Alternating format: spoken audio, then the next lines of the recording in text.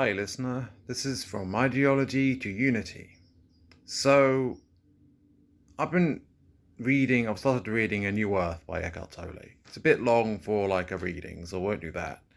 But I had this realization when reading it, and it really resonated, I suppose, right? So, I've mentioned before the idea of reality being a game or a play, right? So, let's go with this idea of it being a game. And there's this idea that when a child um, is told that they are a certain name, that they're given a name by their parent, and they learn to associate it with them, with who they are as an identity. And then they learn to associate I with their name, and so they use I as a reference to that.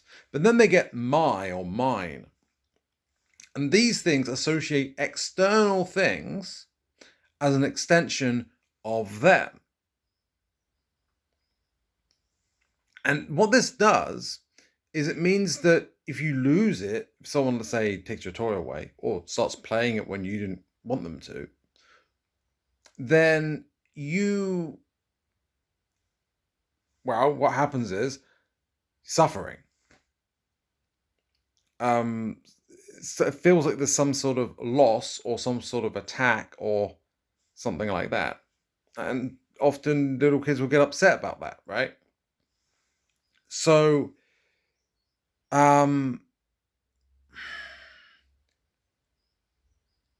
thing is, our sense of self, our thoughts, our ego is a toy. And when people treat our toy a way we don't want them to, it might be they say things about our toy that we don't like, or being the ego, that is, or let's say they say things about our ego that we don't like, or they say things about, does that, or people do things to our ego that we don't like, or at least that we perceive that that's happening, right?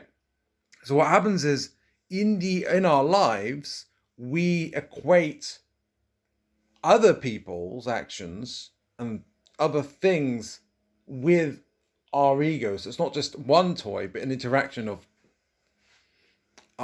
our ego as a toy with reality, and we reflect the actions of others, say, and things like status as a reflection of our toy, as a reflection of us. So we often feel threatened when external things, or things that aren't really us, but that we deceive ourselves into thinking, or that we're under the illusion of thinking, are us. And this is what in Hinduism is referred to as Maya.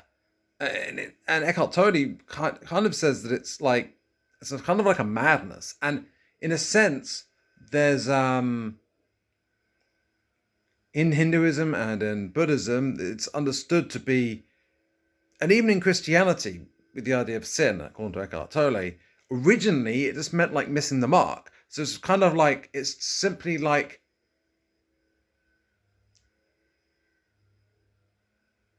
a lot of the negative actions and the suffering, it comes from just missing the mark of, or missing the point of like what we are and what we are not.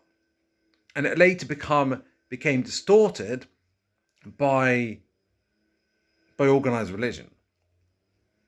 So, but there's this core in religion, despite that, of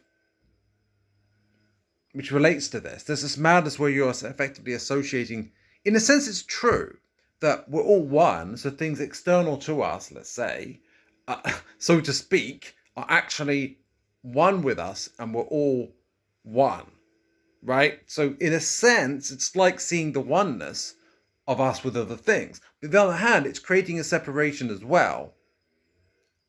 So, and that contradiction is itself kind of insane.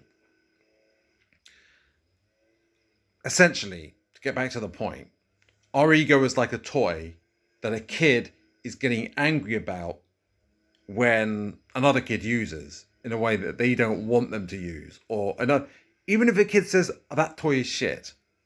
No, they won't say shit. That toy is lame or something, right?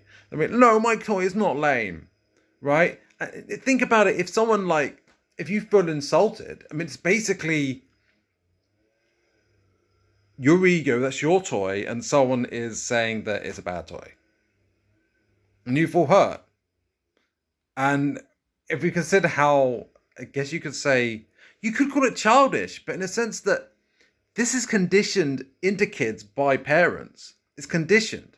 True childishness, in a sense, well, this childlikeness, which is actually innocence, which is actually being less conditioned. But then childishness, I suppose, is what people refer to. What people refer to as childishness is essentially adults do it all the time. It's just a more developed. I suppose you could say more. Maybe it's even an even more maldeveloped, more conditioned to a greater extent. It's the same thing though.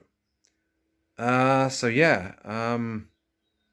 Do you want to be that kid who's just way too possessive about their toys, but regarding your own ego? Because it is ultimately superficial, and the more we recognize that and are self-aware of that, the less we suffer, essentially.